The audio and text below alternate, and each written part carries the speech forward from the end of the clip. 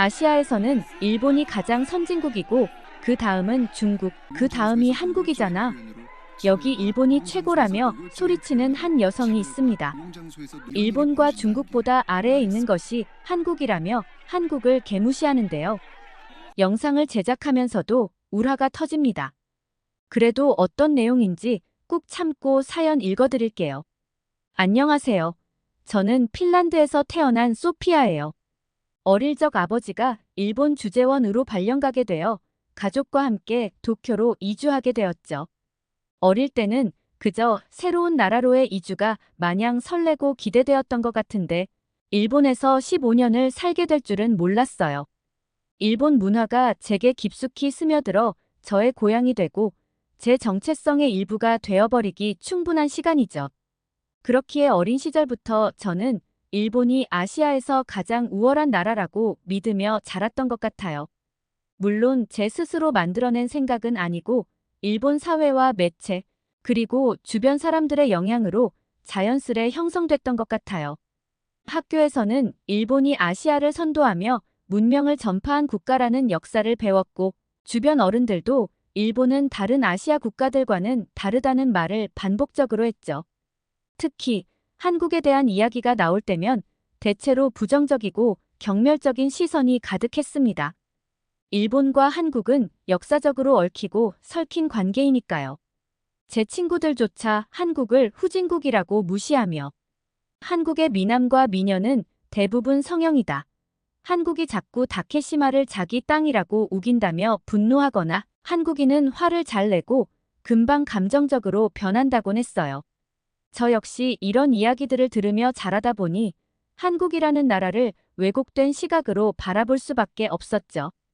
심지어 매체에서도 한국에 대한 부정적인 이미지를 지속적으로 보여주었어요. 한국은 늘 일본의 하위 국가로 묘사되었고 정부가 주도적으로 반일 교육을 하고 있다는 뉴스가 자주 보도되었습니다. 또 한국의 경제는 일본에 비해 초라하고 한국 문화의 성장은 한국과 손잡은 방송국들이 억지로 만든 결과라는 식의 이야기가 끊임없이 나왔죠. 이런 환경 속에서 저는 한국을 별로 알고 싶지도 않았고 오히려 피하고 싶다는 생각이 들었습니다. 아시아에서 가장 후진국인 줄 알았으니까요. 저와 저희 가족은 그렇게 일본에서 점점 안정된 삶을 꾸려갔고 일본의 문화와 사고방식을 그대로 흡수하며 지냈습니다. 일본은 저에게 질서정연함, 세련됨, 그리고 완벽함을 상징하는 나라였어요. 길거리에 쓰레기 하나조차 볼 수 없는 깔끔한 환경, 사람들이 서로에게 예의를 지키는 태도, 그리고 세계적으로 유명한 애니메이션과 문화 콘텐츠들은 제가 일본에 대한 자부심을 가지게 하는데 충분했죠. 반면 한국에 대해서는 그저 열등한 나라, 발전 가능성이 없는 나라라고 생각했습니다. 일본은 스스로를 서양과 동등한 문명국으로 여기며 다른 아시아 국가들을 계도해야 할 대상으로 바라보는 오리엔탈리즘적 사고방식이 뿌리 깊었고 이는 저 같은 외국인에게도 쉽게 스며들었어요. 제가 어린 시절부터 자연스레 접했던 이러한 분위기와 교육은 한국에 대한 편견을 더 깊게 만들었습니다. 성인이 되어서도 친구들은 한국인은 뭐든지 자기들 기원이라고 주장한다며 비웃곤 했고 일본 화장품 업계에서 한국 화장품이 언급될 때면 저가형 품질로 만들어진 값싼 제품이라고 평가절하 하는 일이 잦았습니다. 그때는 그 말을 모두 믿었던 것 같아요. 일본은 제 삶의 대부분이었으니까요. 하지만 아이러니하게도 저는 한국 화장품이라는 새로운 도전에 직면하게 되면서 커다란 변화를 겪게 됩니다. 처음엔 무시했던 한국 화장품이었는데 말이죠. 지금부터 제가 한국에서 경험한 모든 이야기를 들려드리겠습니다. 어린 시절부터 한국을 무시하며 자라온 제가 한국으로 인해 얼마나 다른 인생을 살게 되었는지 꼭 끝까지 들어주세요.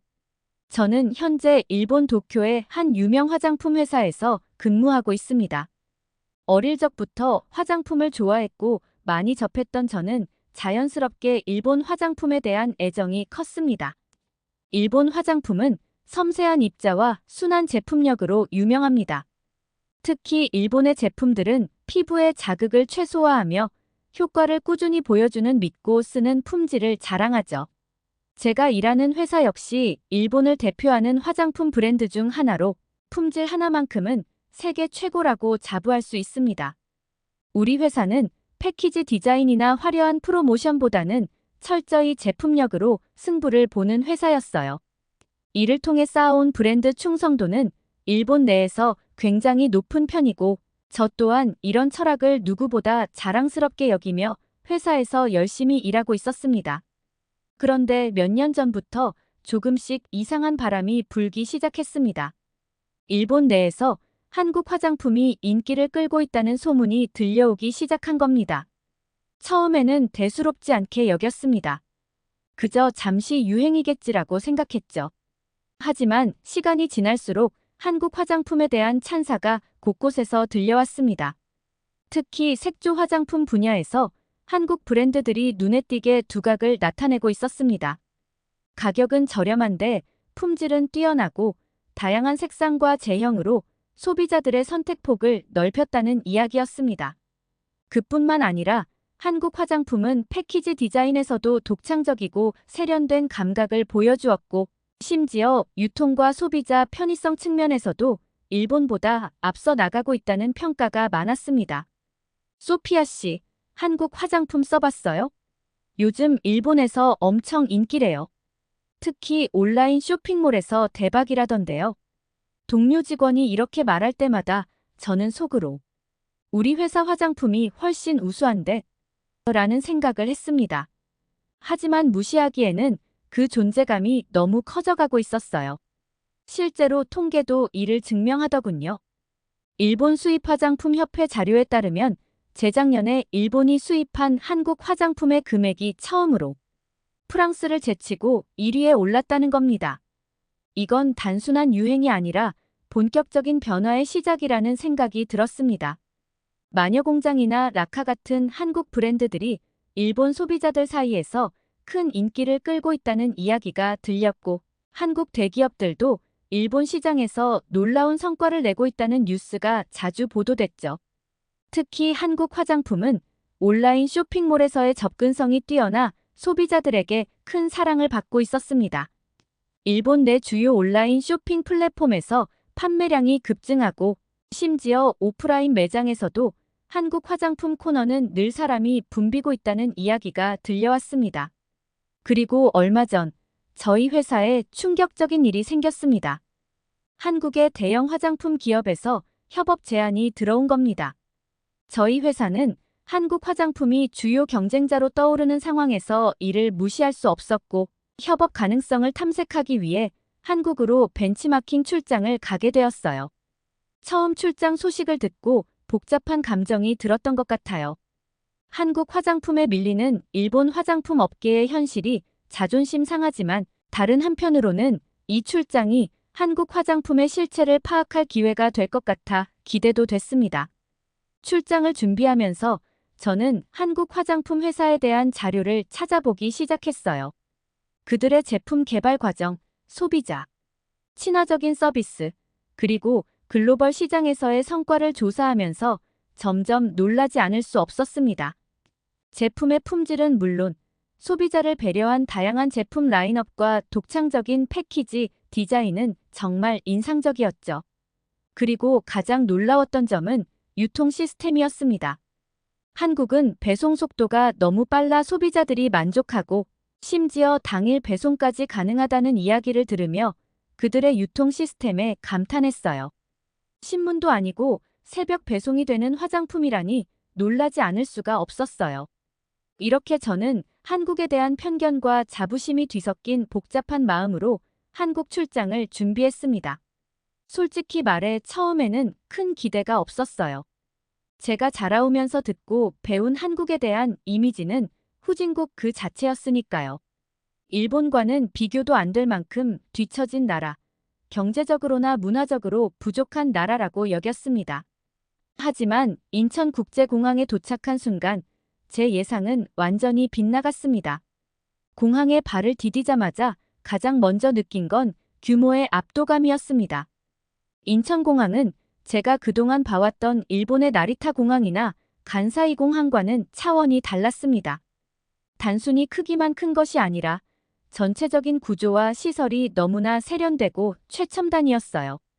공항 내부는 대형 백화점을 방불케 하는 고급스러움이 있었고, 곳곳에 배치된 안내 시스템과 디지털 키오스크는 이용자들의 편의를 극대화하는 데 초점이 맞춰져 있었습니다.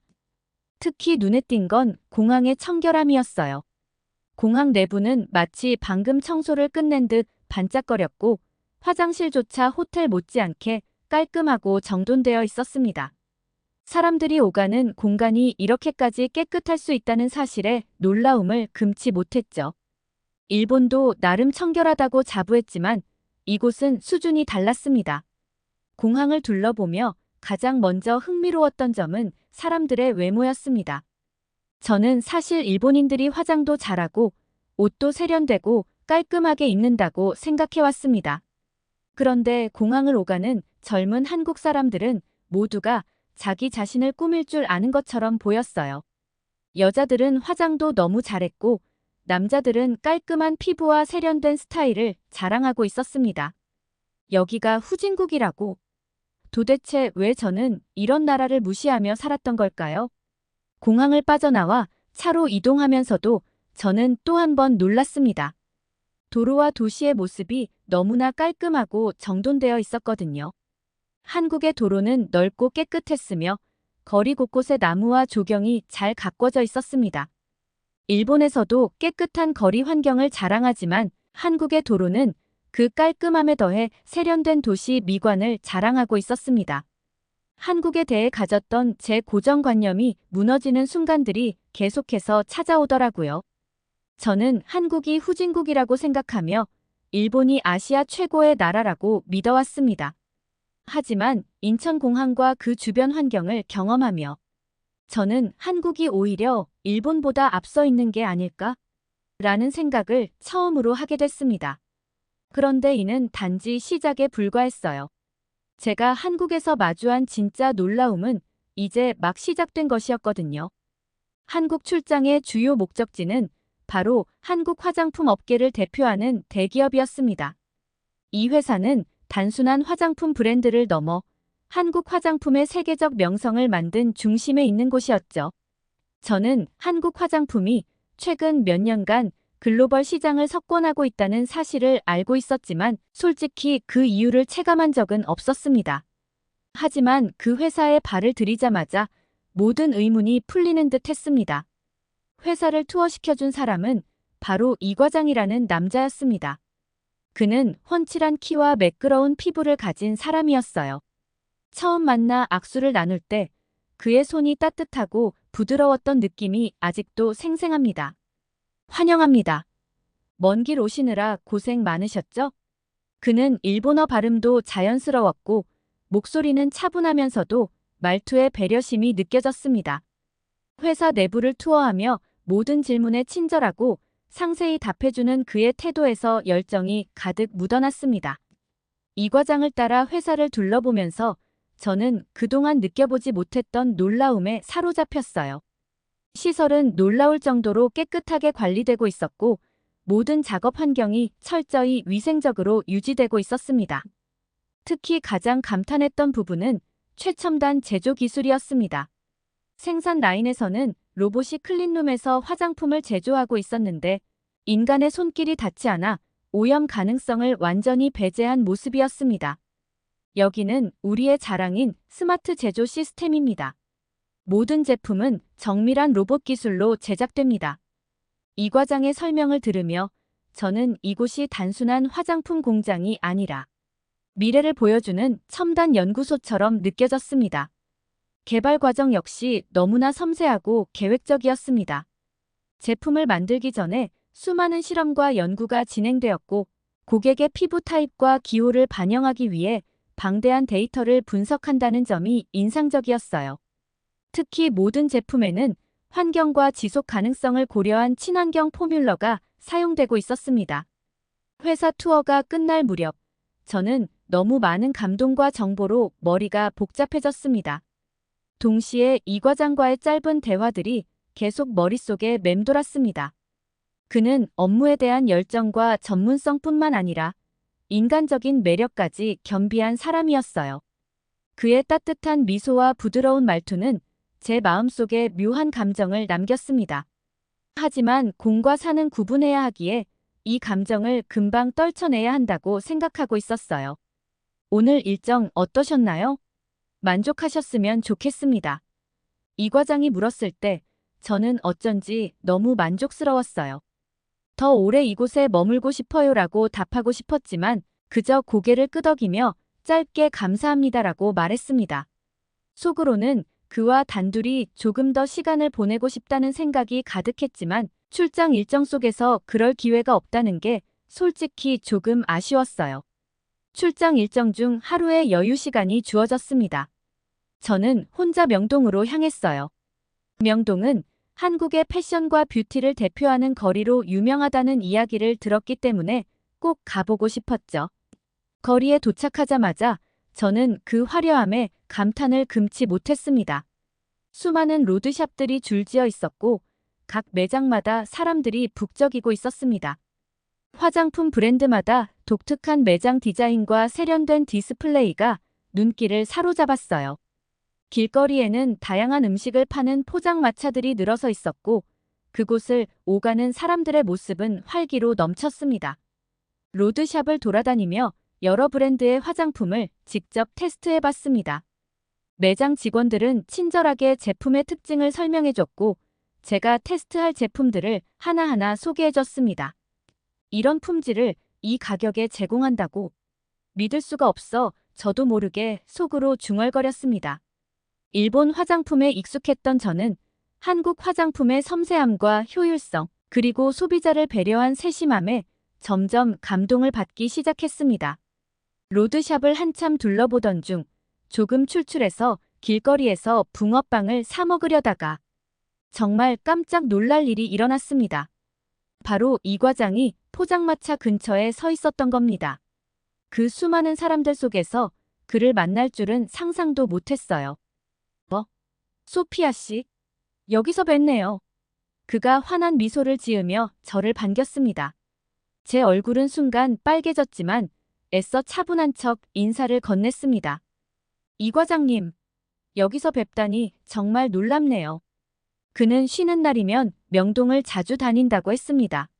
새로운 화장품을 직접 보고 테스트하는 것이 취미라며 그는 말했어요. 같이 점심이라도 하실래요?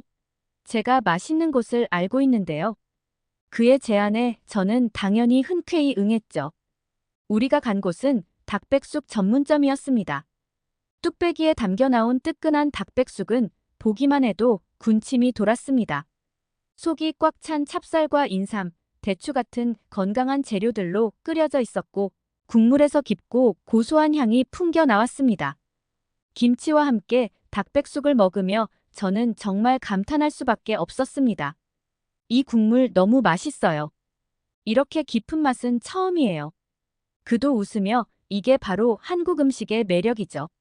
소피아 씨, 한국 음식도 한국 화장품처럼 뛰어나다니까요 라고 말했습니다. 식사 내내 우리는 화장품과 일상적인 이야기를 나누며 서로를 조금 더 알게 되었습니다. 그의 따뜻하고 다정한 태도에 저는 설레는 마음을 감출 수 없었습니다. 짧은 시간이었지만 그의 인간적인 매력을 느낄 수 있었던 특별한 순간이었어요. 그날 저녁 호텔로 돌아오며 저는 다시 한번 한국의 매력에 빠져들고 있음을 깨달았습니다. 화장품, 음식, 그리고 사람들까지 한국은 제가 알던 것과는 완전히 다른 세상이었습니다.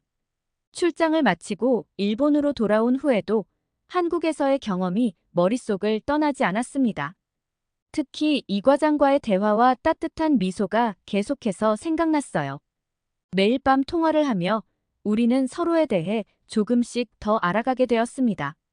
그는 단순히 업무적으로 훌륭한 사람이 아니라 모든 일에 진심을 다하는 사람이었어요.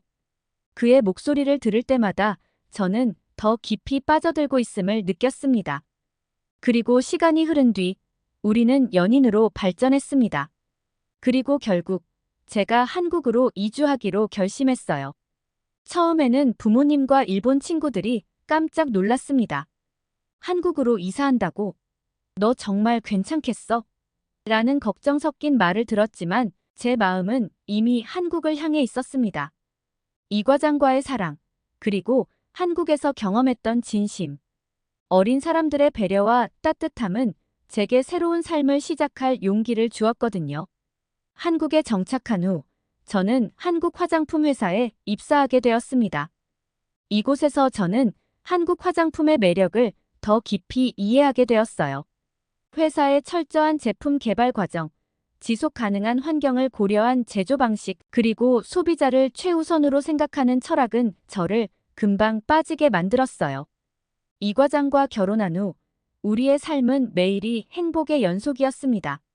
우리는 같은 회사에서 함께 일하며 서로의 열정을 응원하고 퇴근 후에는 집에서 맛있는 한식을 함께 나누었습니다. 김치찌개나 삼계탕 같은 음식은 이제 저의 인생에서 빼놓을 수 없는 즐거움이 되었죠.